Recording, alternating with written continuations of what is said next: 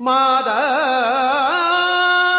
உடல் தளித்தாள் வல்வினையேன் கால் தளித்தேன் வேதாவும் கை சலித்து விட்டானே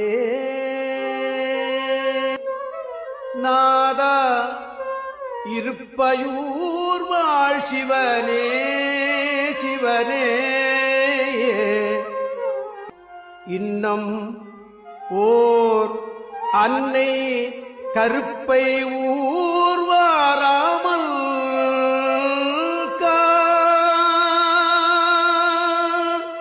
வாழ்க்கை இவ்வளவுதானா? இதற்குத்தானா இத்தனை அடிதடி சண்டை சச்சரவு என்று நம் ஆணவத்தின் தலையில் குட்டு வைப்பது போல் இருக்கும் பட்டினத்தாரின் பாடல்கள்.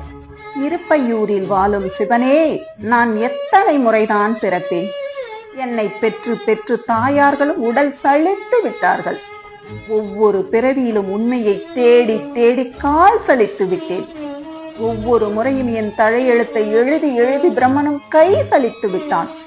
போதும் அப்பா, மீண்டும் ஒரு கருப்பையில் வாராமல் என்னை காப்பாற்று என்று சிவனிடம் வேண்டுகின்றார் பட்டினத்தார்.